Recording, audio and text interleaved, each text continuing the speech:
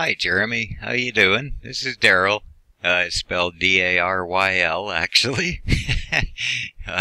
I'm just trying something brand new here. I've never tried actually doing a video response to anybody before, but I'm kind of thinking it just might be the easiest way to try to catch up, because, I mean, your comment here is almost a week old, and I've just now finally getting to it, and I've actually just...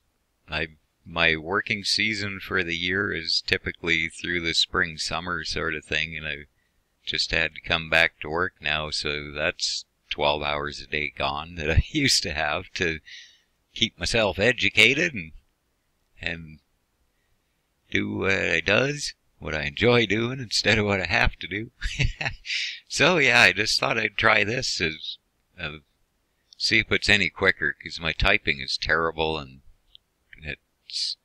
it's just not efficient. I'm just finding it impossible to actually keep up with everything here. So I'll start with your first one here. I've only been awake for quantum change for 10 days, so I'm looking for the truth. I've watched many videos on the subject on the various ME-related channels, and I've found your videos and chat especially insightful. I still thank you. That means a lot coming from one of my elders who I have to respect, because I know that you know a lot of things that I need to know. I still need to continue researching more stuff. I like to interject some comments and maybe interact, participate. I know you'll have a lot to add. Like, I've no disrespect to anybody else that comes through, but some people, they seem to kind of get more caught up in the fantasy sort of thing than actually kind of, I don't know, pushed into some proper action to trying to find out what's going on or whatever. But you seem like you'll actually be able to help me a lot building my puzzle here. Okay. Made an observation this morning that I haven't heard anyone else talk about yet. That is that the areas of land masses that appear to have been enlarged are more sparsely populated, and the areas that are shrunken are more densely populated. Yeah, good point. Yeah. I see this pattern as significant. What does I think?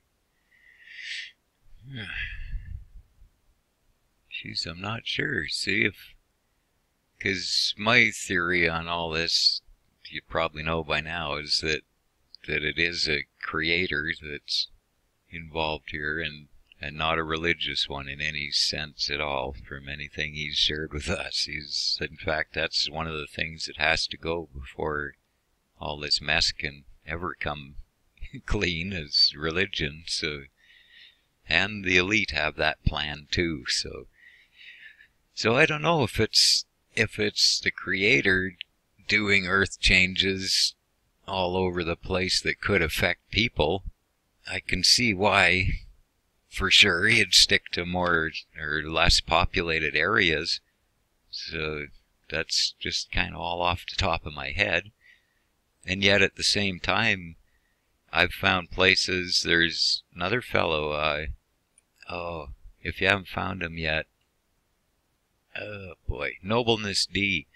If you find him out there, he's got some pretty cool earth changes type stuff too, and he's found some places like I have where it's just crazy how tight the people are packed into the area, like insane crazy packed.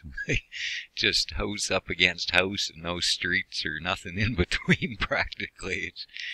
So I don't know, my thoughts are kind of scattered and sparse on that one actually. If you have any thoughts on it either way, I'd definitely like to hear them for sure. Alrighty. So I haven't heard or read anything you've said yet, but I'm curious if you asked Ty what happens when we die, because the hope of eternal life is pretty central to what we choose to believe and how to live while we're here. Okay. So that one is, well, to the best of my knowledge, well, actually what the conversations I've had with him on it is, he says as far as us being appointed once to die, that's bullpucky. No such thing. These pricks are killing us with poison and what they've done to our home, everything else. It just, Ty said we were never intended to die. And these people monkeying around with genetics and everything else and chemicals and everything they shouldn't be, they are managing to kill us, and that he can fix. Right? Exactly how. See, that's the thing. I don't know what I do know. He told us we're not spirits. It's a hard concept to get over with all the religious training and stuff, but he did not create us spirit creatures. He created us exactly what we are, natural beings in a natural world with no invisible enemies, demons, angels, nobody. Well, now we've got invisible enemies because it's us, it's humans doing all of this. So as far as the life after death, I don't know, because according to him, he never kicked us out of no garden. There is no other place we're trying to attain to or whatever. He made paradise and he put us in it, and we basically, long and short of it is that he just hung out with us. He had no interest in being a god or a deity or whatever. He just wanted to chill. He wanted a lot of friends and cool people to hang out with, and obviously wanted to teach us our world and how to live. And basically, the long and short of it is, at some point, we quit asking him questions because we got tired of the answers and thought we wanted to do things our way, and he's just, I mean, it is what it is.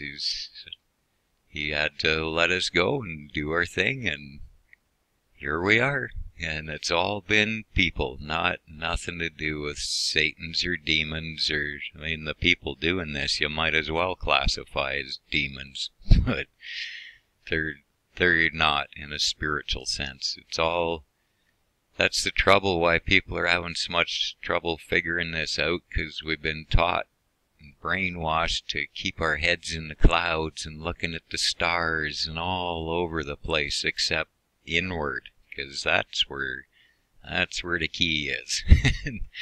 In us, in our hearts, in Ty's in there too, right? So I guess, long story short, my understanding of it, as far as the life after death part, I don't know how or when or why or what event will surround it or whatever, but I believe everybody who the people doing this to us have killed can be brought back and they'll be good to go, sort of thing.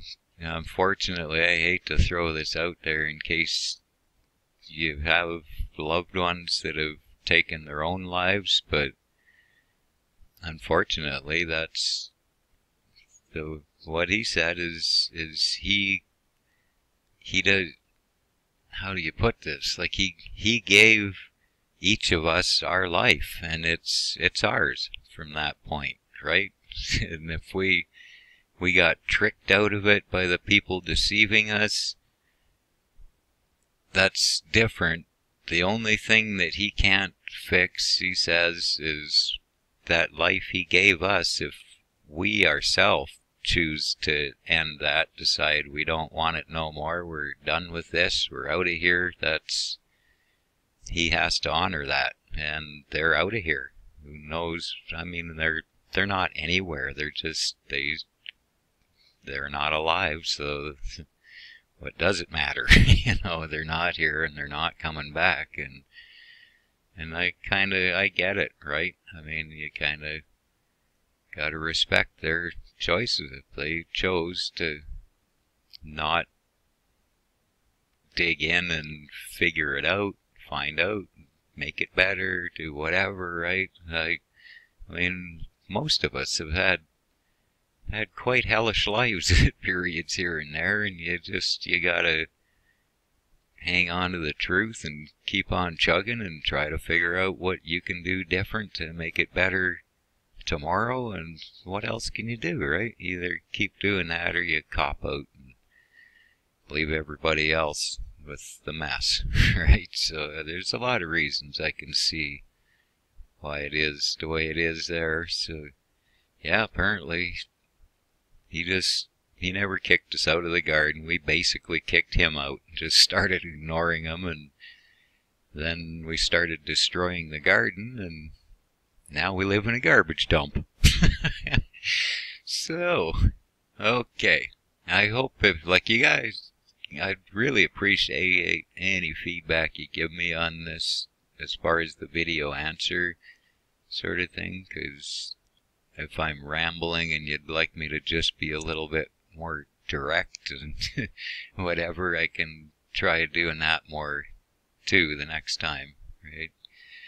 Okay, so what happens when yeah, so hopefully that answered your question. I live in the mid-western U.S. near St. Louis. I haven't encountered any phenomenon personally regarding changes to people or places other than noticing that talking to most people about this is like they're asleep. Yeah, I know. See, I wish I knew exactly what your religious reference... Oh, wait, here's more. Maybe... You know what, let me finish reading the whole paragraph. I'm sorry, I'm just figuring this all out as I go, how to do this quicker and better, sir. Okay, must feel like they're asleep, yep. They won't reason from the facts in front of them. I've always been very open-minded. Maybe that's why we can see it. Yeah, I think you're right, sir.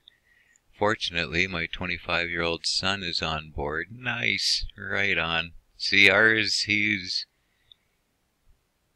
I don't even know how to describe. He's aware of it, and he knows it's all real, because he's seen so much freaky stuff, and he can probably tell you more stuff that he's seen Ty interact with us on than we can at this point, you know, and still he's out there floundering around chasing fantasies. So it sure does my heart good to hear that your son's on board.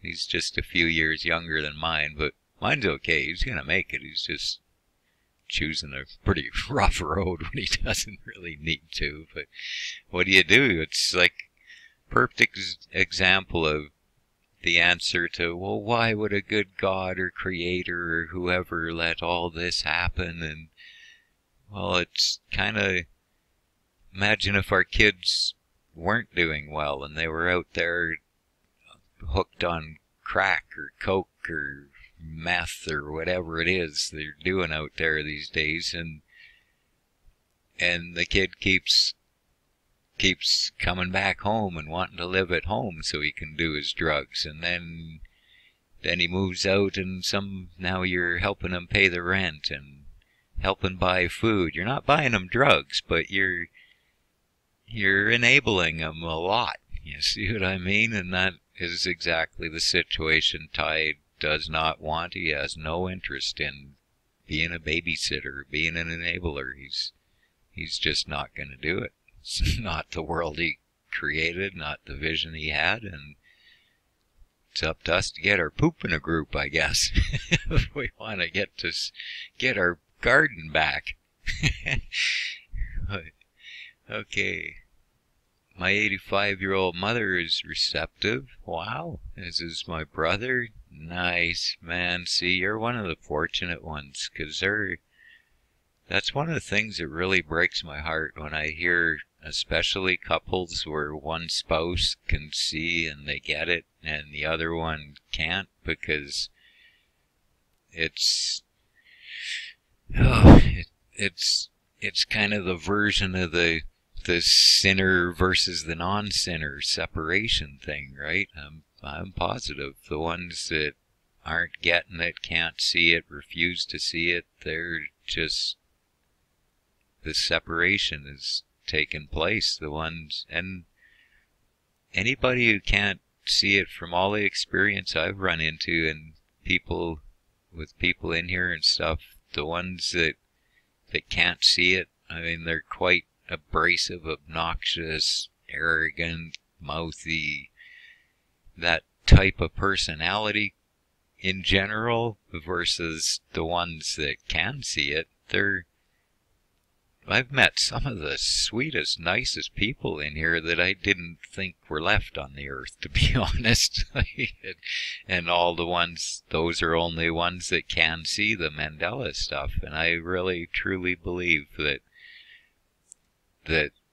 that's what's going on, is the good hearts, the people open-minded, wanting to know truth, not wanting to support their ideals and their beliefs and their philosophies, just wanting to know truth always so that they can do right. Those are the people that are gonna make it. I mean, it's still a lot like the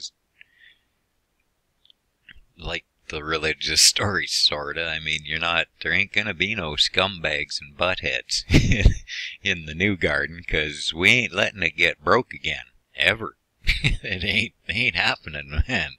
Not if we got anything to say about it. So yeah, that's great, man. I'm glad to hear that you have so much of your family on board.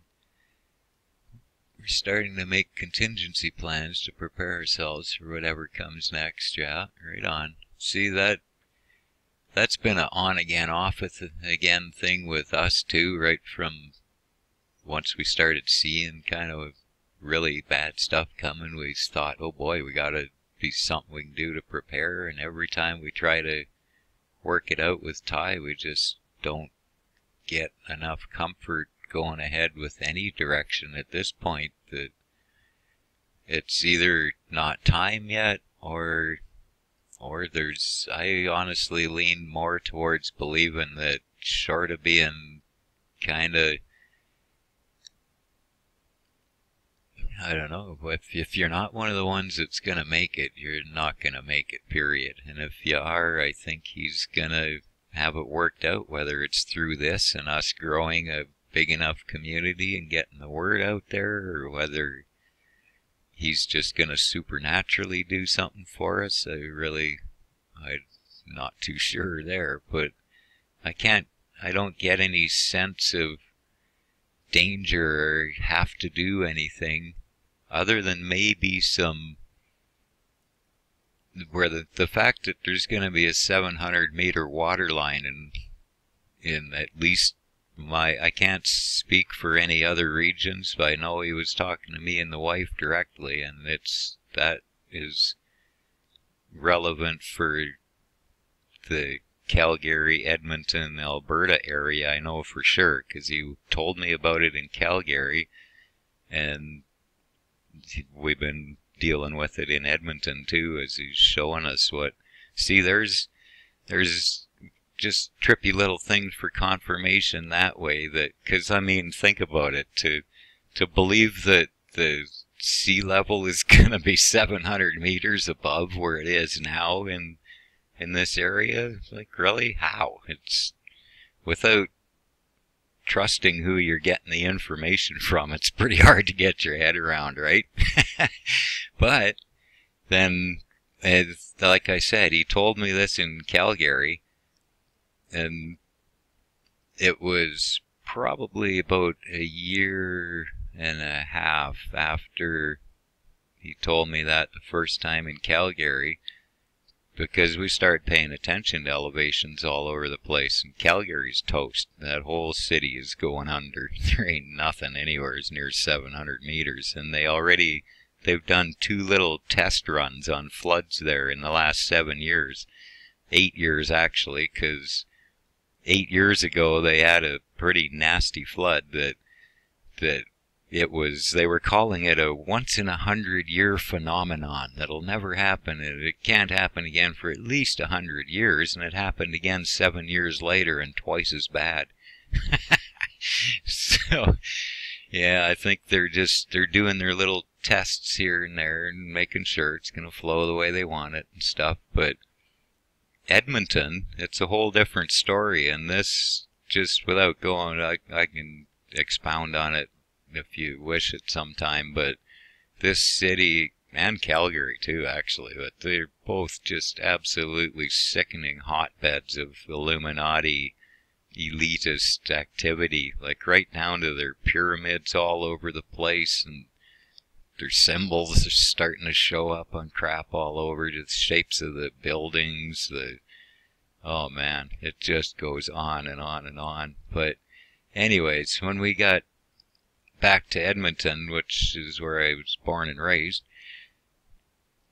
we're checking all the elevations around there, and there are a couple tiny little areas in the city that'll be little islands sticking up above the 700 that don't have anything significant on them, but I mean, I'm talking small, like probably, I'd say less than a square kilometer. The biggest one of the two places we found that are nondescript, and there's 3 other places that are above 700 meters, and you're never going to guess what they coincidentally are.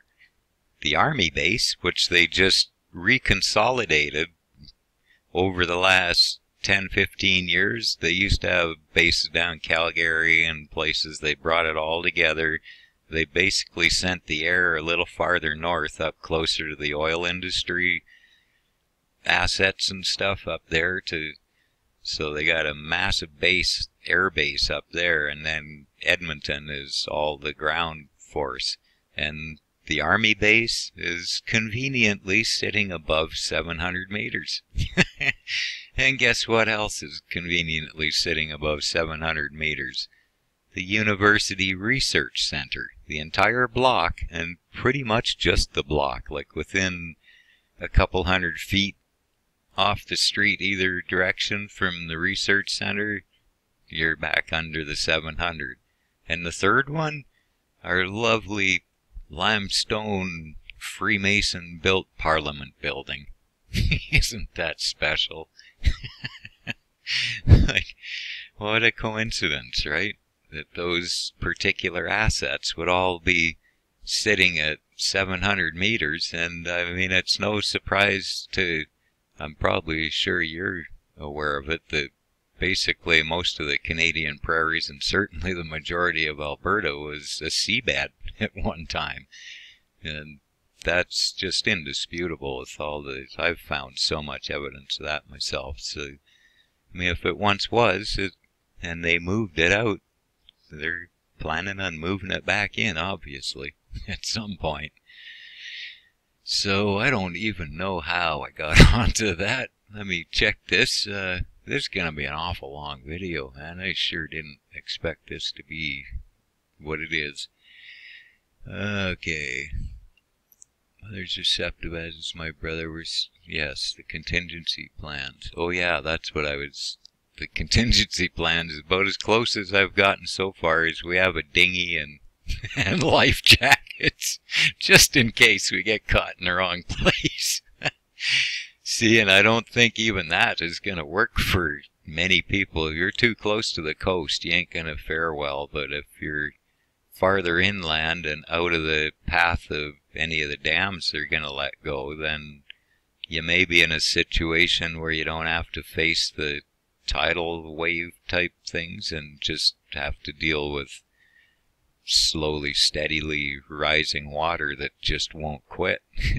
Just make sure if you run to high ground, I don't know if 700 is applicable in your area or not for sure. But yeah, that's all we're doing so far to prepare, because that's all we've been told to do. you've always been Christian. It is shameful that your church treated you the way they did. You were only the messenger, for crying out loud. I know, and that's the thing, you know. It's not like these people didn't know us. Like, we weren't pretend Christians. We weren't Sunday morning Christians. You know what I mean? Like, it was so obvious to anybody paying any attention that we weren't playing Christian. We were looking for truth. We thought we had it. We did. I honestly did. I mean, I could share dozens and dozens of actual supernatural healings and events and things that I've watched with my own two eyes, that I know what I saw. And that's the biggie too, is I know what I felt every time you're in the locale, in the room. You know, I don't know what denomination you are, but I went for the hardcore stuff, right? I mean, the Bible, God's Word, it's got healing, it's got tongues, it's got interpretation, it's got prophets, so how does one denomination take and say, no, it's only this part of the Bible that's good, and the other one takes this part and says, no, that's no good, this is good, right? So, I mean, I obviously had no choice but to ask around, find out what the official, most accurate, closest to God's original word one is, and I was told the King James, so I poured through that baby for 30 years, man. I went over it, and I didn't every single time. I wouldn't have missed it more than what you could count on one hand before I would start to read that thing, because obviously, I mean, it's been around how many times, it's been translated how many times, so I would always tell them, God, you know what my intent is in here. I'm looking for truth. I'm looking for your words. So do not let me, if somebody's tampered with this thing or there's been an accidental change, don't let it screw me, because that ain't what I'm looking for. You know what my intents are. I'm trying to do this right, so protect me, please. And off I would go into the thing, and I've been through it cover to cover, to back to front to back, and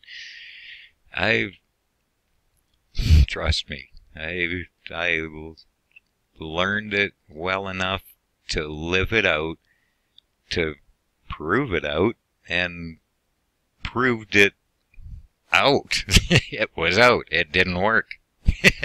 You know, too many places where there was conflict. There's no other way to put it. Where God's Word told me if I did this, this, and this with a pure heart and right intent, that this was going to be the result. And I did it, and did it, and did that, and did this, and my wife too. Like, she is so, there ain't a fake bone in her body, man. Like, we were for real. We were not playing Christian, so we got to actually see a lot of power. Like, we've both prayed for many people that got some pretty cool healings, man. I gotta say, and I'm not trying to take no credit or nothing. Obviously, I'm just pointing out. I'm well aware that there was supernatural activity going on in the earth before the Mandela Effect, and that's the thing. When these things would occur, it's not just the wow, look at that. It's that feeling in the room. If you've ever been in a room where you know who we've been calling God is moving, you know that feel, and you don't forget that, especially when you interact with him constantly. It was my life. I lived, I mean, and it has to be. How do you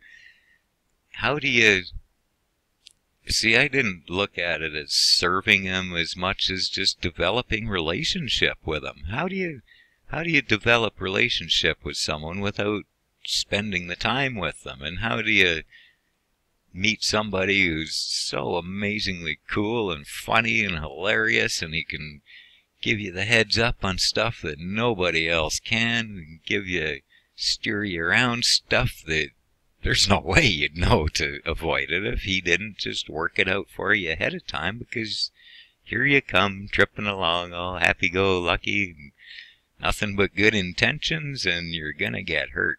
So he don't let it happen. Right?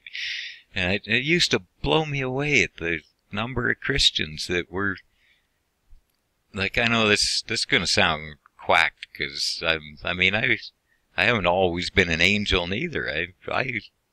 I went through my stuff as a youth to learn all sides of everything, and there's enough people around can share a lot of stuff that way, right, to verify it. But I mean, I know both sides of the coin when it comes to see, I don't know. I don't want people to get hung up on, I hate to use his name because, oh, that doesn't even sound godly or whatever, right? So I don't even know what to, he introduced himself to us as Ty, and that's that. So that's what we call him, and that's what he answers to when I talk to him. So, I mean, it is what it is. But, yeah, I used to really wonder why the Christians were there that you could tell. Obviously, you call them Sunday morning Christians. They weren't quite that, but they weren't. I knew their life. I knew the things they did, and I knew there is no way that they're doing that without the Creator checking them on it. And you know what I mean? So here they are. They're playing Christian, pretending to be a good Christian, and yet they're kind of living double lives, a lot of them. It seems like they want, I don't know, they work their way to a deacon or an elder or something, and maybe that's their goal. They want the status or the symbol or something. I don't know why they would be there and not partake in that power. I mean, I go there, I get hooked up with this dude that I can interact with back and forth, ask him questions, get answers, get healed. I mean, I should have been in a wheelchair about 2 years ago, and then everything that was the osteoporosis that was there just vanished one night, and that was a thing. There was things we were praying for healing to God when we thought he was God, that nothing.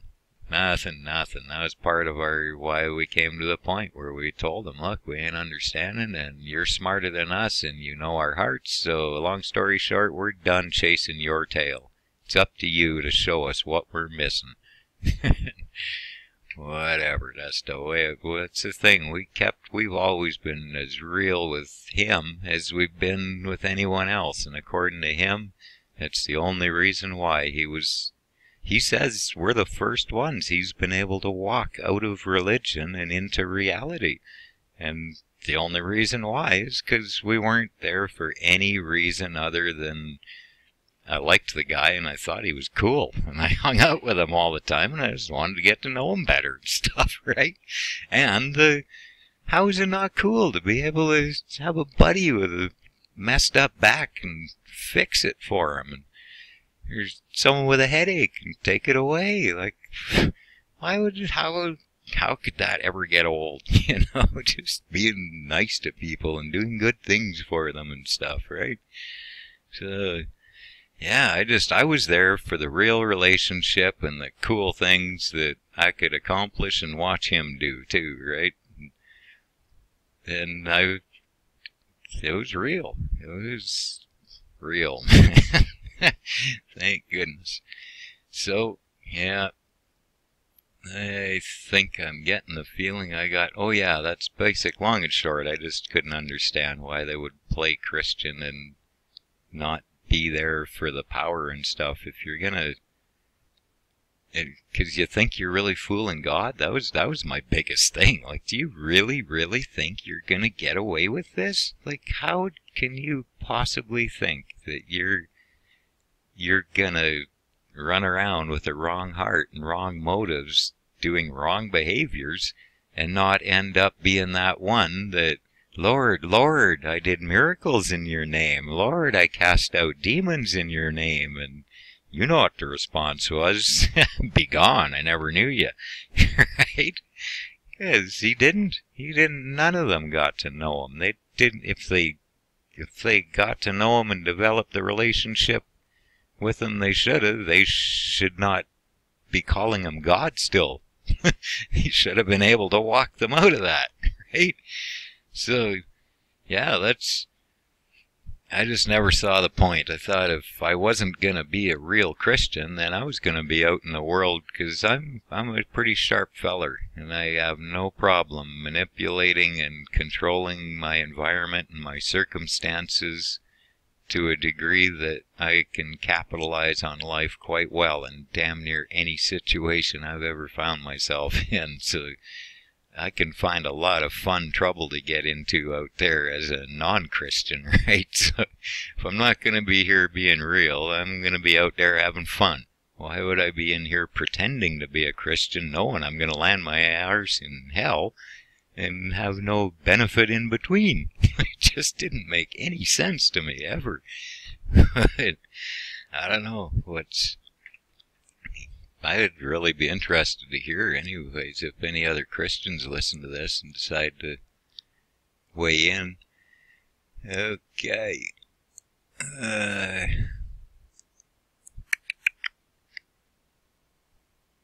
think that the fact that the Word of God's been compromised doesn't necessarily negate the ultimate sovereignty of the biblical God, any more than God's allowing his Son to be crucified did.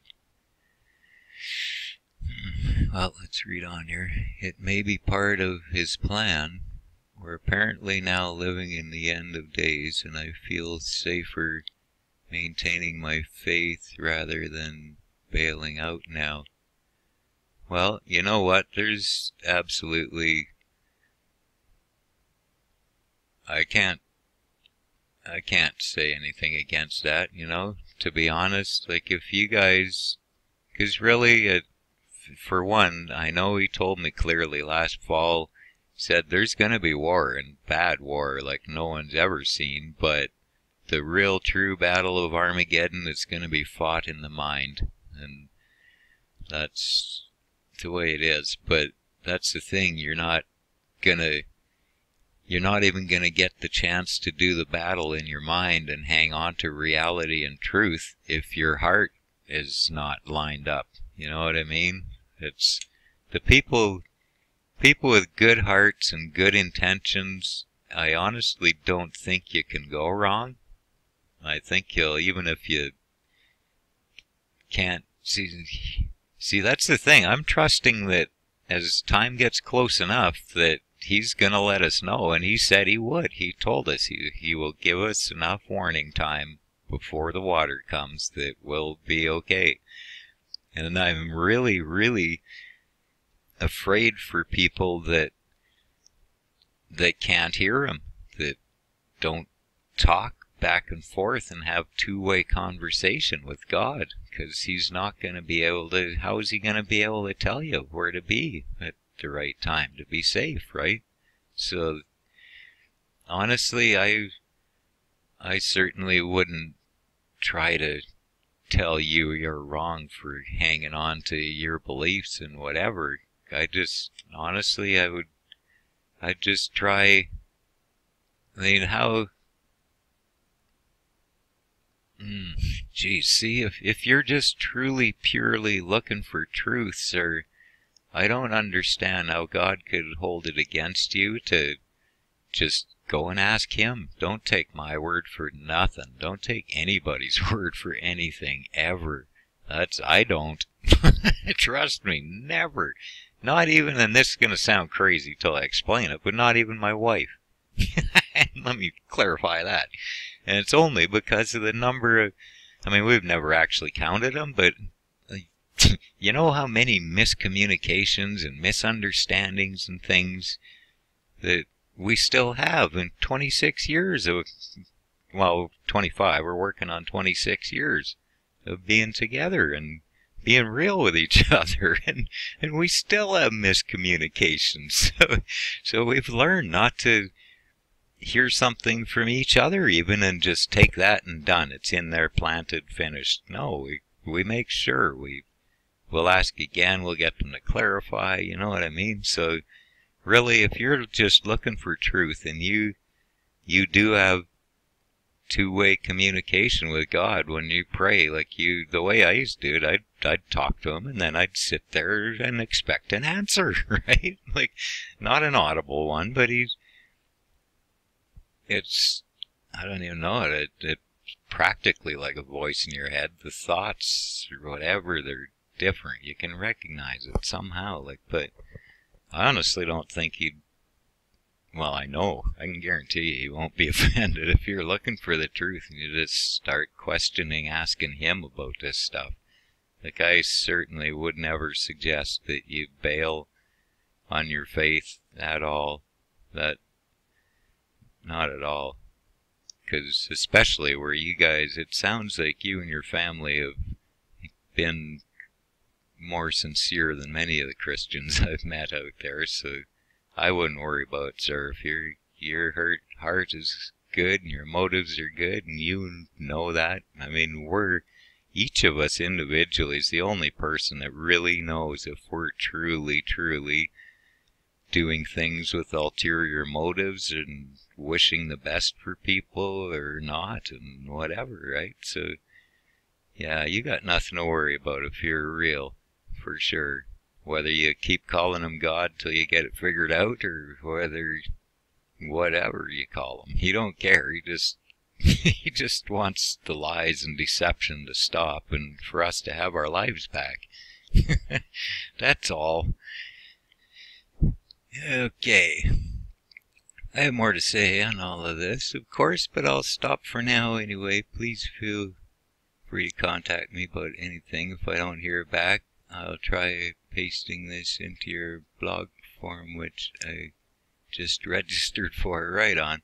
So then I really do apologize too, because I'm not a YouTuber at all. I'm just learning all of this stuff, even the blog and the website and all of it. I'm just figuring it out as I go and just trying to, for the most part, the majority of what I do is because Ty's telling me what to do and when, and I try still always to do what needs doing, because I've learned, and it's not a matter of serving him or obeying him or whatever. It's because I've learned he's got nothing but good intentions too, right? So why wouldn't you want to do what he's asking you to do? Just doesn't make any sense not to, right? So, yeah, you please don't take it personal that it took so long to get to you, and I'm really looking forward to working with you and hearing what you have to share. Okay, let me check your second post here a minute halfway through. Oh my goodness, you sat through the whole 8 hours. See that? I'm not sure what all was in there. What my intent was some days I get time to go through some of those live chat thingies we've tried and pick out any nuggets that did come up, conversation that covered certain topics or points of interest to people or whatever, and try and weed out all the good stuff and get rid of the rest. But I haven't had time to yet, and probably won't for a bit, especially trying to work on that series now. Yeah, kudos, man. That's cool.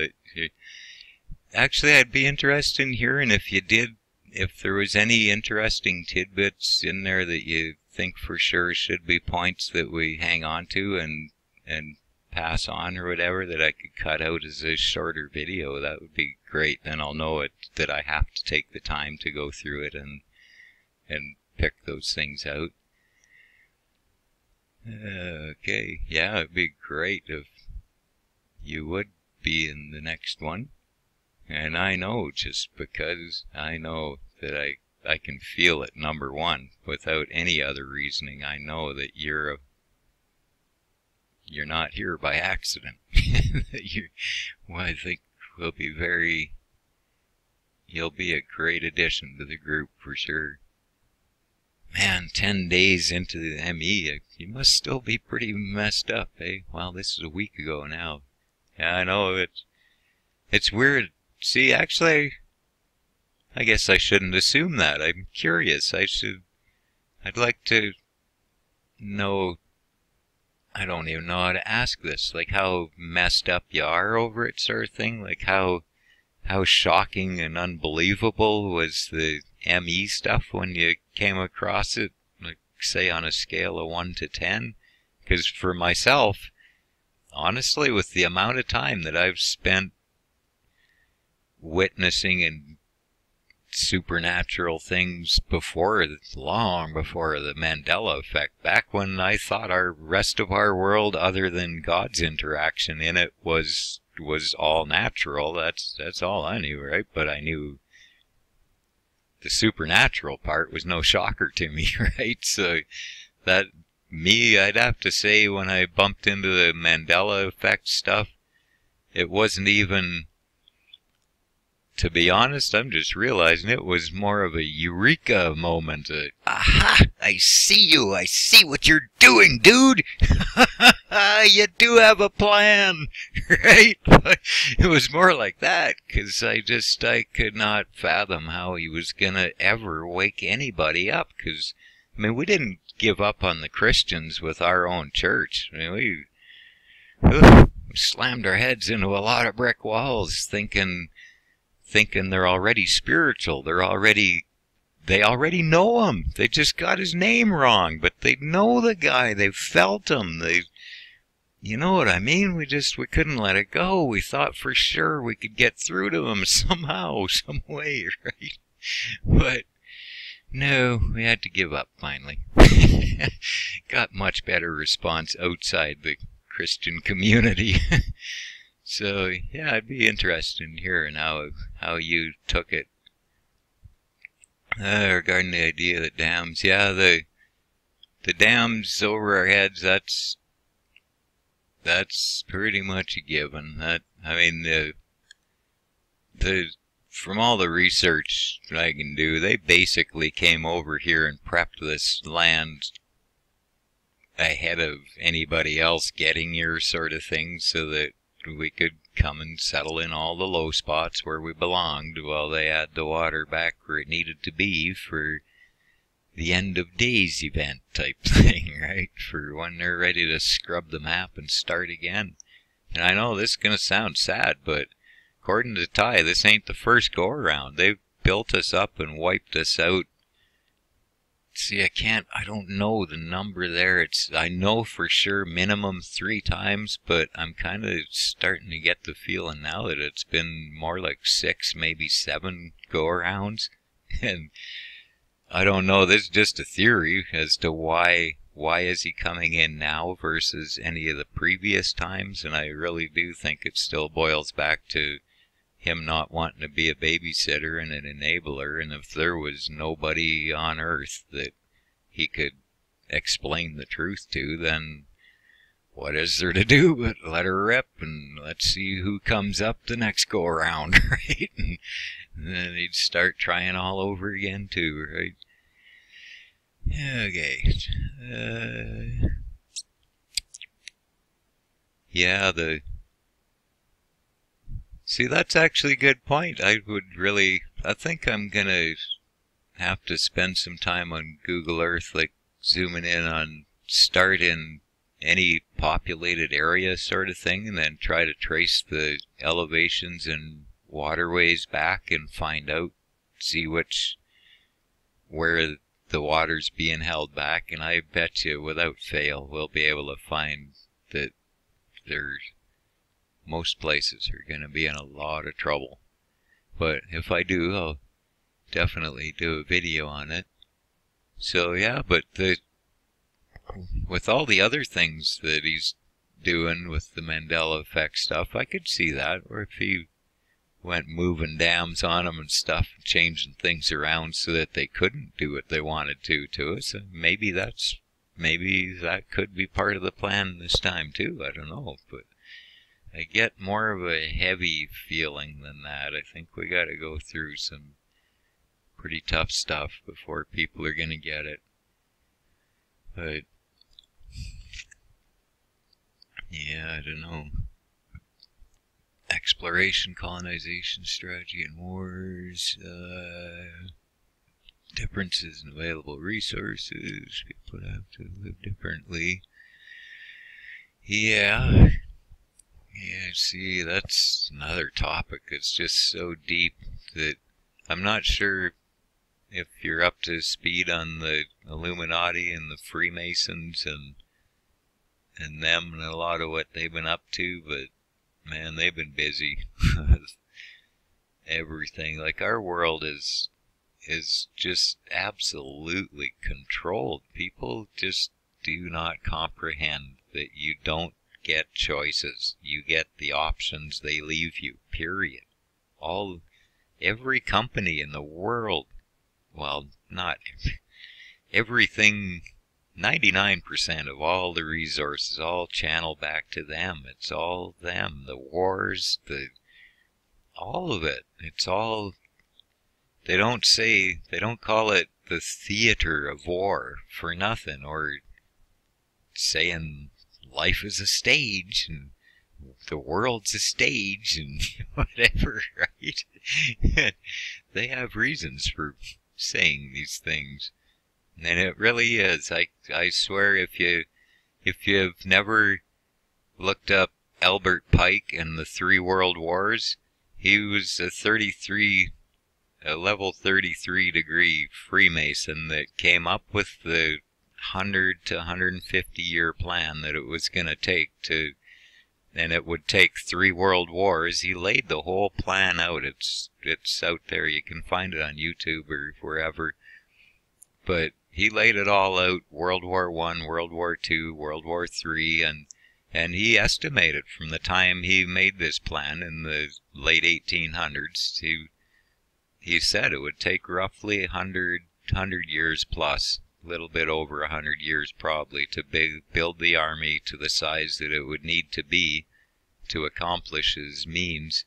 And the fact that World War I and World War II both went down exactly the way he described, with who the aggressor was, who would be attacked, and the reasons and the outcome, what would be accomplished in setting the stage for WW2, and then who would do that, who'd start, who'd finish, who'd blah, blah, blah. It's all played out perfectly so far. They haven't missed a note. And here we are on World War III, and it is scheduled to be the Muslims against the rest of the religions. And look at the Muslim religion. I mean, you gotta... Ty said he did not write us any books. He didn't create any religions. He didn't kill his kids. He didn't do any of that. He said it's all made up from them. They created the religions. They wrote the books. And look at the Muslim religion. I mean, I had to read that one too. I had no plan on living that crap out. But I had to go through the book to understand, to get into their heads too, right? And that thing is dirty. I'm sure there's great Muslims, and the most of them are great. Like, they're not even behind all this crap, ISIS and all this garbage you see going on here. That's the Canadian government, the US government, the British government, the German government, the French government. They're not governments. They're not countries even. We don't even have independent countries. They're not sovereign, independently thinking, independently acting nations. They're all, well, at this point, minus Kim Dum Dum over there, who's about to be the last one. The last 5, 6 nations on Earth that still weren't part of their central monetary system, the central banking system, was, guess who? Afghanistan, Iraq, Libya, Syria. Guess who's left? the only country in the world that is still absolutely refusing to have anything to do with it. You got her, North Korea. So where are they headed now? And that is their end game, is to get to the point where they get their one world government installed, and they're going to use the Antichrist. Like the Muslim religion, if you understand it at all, see where our end game is waiting for Jesus to return and take us to the place he's prepared for us. Theirs ain't quite so peaceful. They don't win until every other religion on earth is squashed, and their religion says if they don't convert, you kill them. And I know they say that's only the extremists or whatever, but no, it's built into the religion. So you think about it. You create all these other religions with a turn the other cheek attitude, and then you create one that has to destroy all the other ones for it to survive.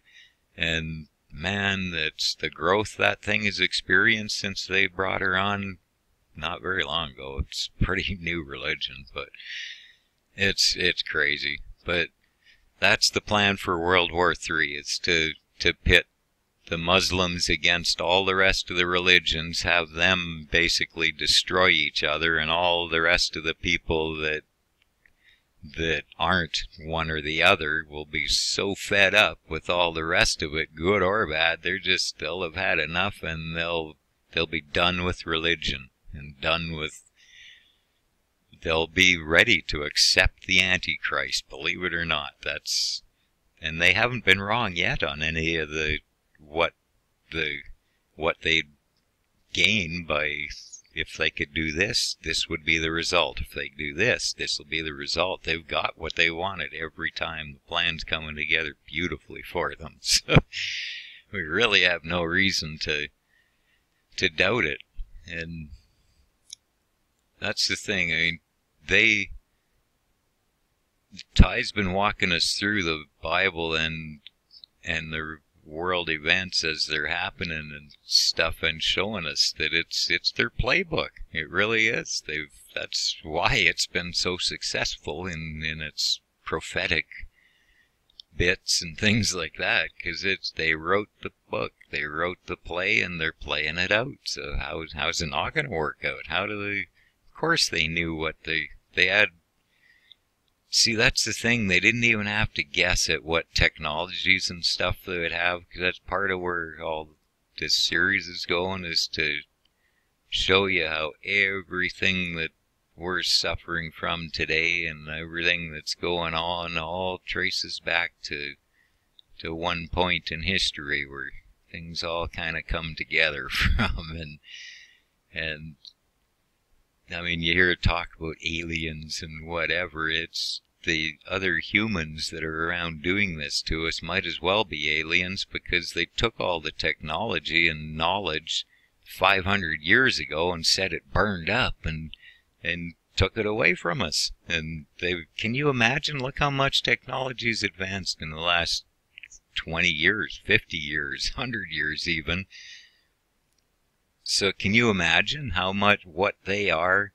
If they've had all the knowledge to themselves for 500 years, 500 years, and they had all the same basic understandings that we do now today. They understood pneumatics, they understood hydraulics, they had electricity, they understood water pressure, chemistry, all of it. Oil. They had oil back then. A lot of people don't know that, but I mean, the Baghdad batteries, it was bitumen plugs that they used to seal the things, and bitumen is what we're harvesting up here in the tar sands. So if they had bitumen, they knew how to play with it, and they had other stuff too, right? So I mean, really, how far advanced they would be versus us at this point, you might as well call them aliens, because there's certainly nothing that we're familiar with or aware of or can combat on our own. I mean, You can't. It'd be like Mexico trying to take on Russia or whatever. It's just, you can't. Once they've got the upper hand that bad, it's just impossible. And I'm not sure how I got there, where I was going. I really do apologize for that. Dang it. Okay, anyways, let's move on. I cannot believe this video has gone an hour already, sir. This is crazy. I was thinking I could wrap this up in 15 minutes. It's a good thing I decided to do it this way. Hey, and you got practice watching the 8-hour video, so an hour will be nothing for you. Right on. But no, do let me know if I gotta just shut up and cut it short and sweet on the next one, right? Okay, let's finish this off. Also regarding Ty, I haven't heard a description of what he looked like yet. Any photos? I wonder if... Yeah. No, he's definitely no photos. I mean, we were... It was kind of... I didn't even think to ask him how to spell it, to be honest. Definitely didn't have time to think of taking any photos or anything. Not like we were together for like 3 days, but it was... No, we didn't take any pictures. But he was... I can describe him-ish. He was... Because that's what the first... Like, I gotta admit, I felt so bad after... Once I realized who it was and what was going on, sort of thing, because you got to picture this. We're wheeling into a campground. We drove down like 5 kilometers of dusty, dirty dirt road. It was bad. It was an old logging road and whatever, right? And so we come down to the bottom of it, and I can see we have around the last corner, and it's like a quarter of a mile down to the campsite on the lake there before we get there. And I'm looking, I know this is going to sound crazy, man, but I'm looking at a dude standing in white, like not like glowing white, like you see angels and whatever, but sensible white cotton t-shirt and white, like, I don't even know what you call them. They were like long shorts or whatever, I guess. It came down past his knees sort of thing. And I mean, I've just been choking on dust for the last 5 kilometers, so I've really got dirt on my mind, right? And I'm looking at this guy, and the first thing I thought was, what kind of a dick works in a campground and wears white? Because, I mean, he was a worker, you could tell, right? I'm thinking, oh, man. And he was standing there looking up the road at us. So I'm going through all this wrong stuff in my head, right? Thinking, what kind of idiot? How do you wear white and work in a dirty old campground, right? and stuff like that. And man, I hope this guy, he's not going to be too sharp. I hope he's not that friendly and wants to come and talk. Because, I mean, me and the wife were really going through we were figuring out some cool stuff and just didn't want to be disturbed, right? And so that's my first thoughts of him. And sure enough, for whatever reason, and the kids, like, I'd say if I had to guess, he looked to me like 23, 24, 25 maybe, somewhere in there. But young and healthy and strong, not fat, not skinny, just good, healthy, actually real healthy when I shook his hand, whatever, but that's kind of later. But yeah, he's standing down there, so he steps out of the way as we pull in and park, and we asked him where the office was or something. We said something to him, and he just pointed us to the office, and we went in and kind of lingered in there hoping, because he was hanging around out by the van and close by, close enough that I thought he was going to try being friendly, and it wasn't in. I know it sounds terrible, but that was the way it was. So we go get checked in, linger around in there, because he's still hanging around out there, so we don't see him anymore, so we go out and hop in the van to go to our campsite and get to our campsite. I wasn't even parked, I swear. I look in the rear view mirror as we're pulling into the thing, and here he comes up the road behind us on a quad or something now, right? Oh yeah, boy, here he comes. gonna make friends. And, I just didn't want to do it right now. So he gets there and he introduced himself, told us his name, and then he's like, I'm so stressed. I am so stressed. and then he went into this spiel about how he had how he was an expert hunter. He could hunt and kill anything, but he felt no need to do that. Didn't want to, and why would he? He much preferred to work with his hands and to plant things, and like just kind of went from totally weird different stories from one to the next that didn't seem to make any sense about it to each other at all until it got a little further and they sort of started coming together. But yeah, when he starts out, he's 23 years old, and he starts out telling me how stressed he is. And I was, no, buddy, I'm thinking, no, you're not stressed. What the heck have you got to be stressed about at your age, right? Oh. But then, yeah, found out what he was stressed about, losing his entire family and stuff. Well, they're not lost yet. There's still hope. Right? Oh man, it was a trip. But yeah, he looks young enough. I'm guessing he's not, though.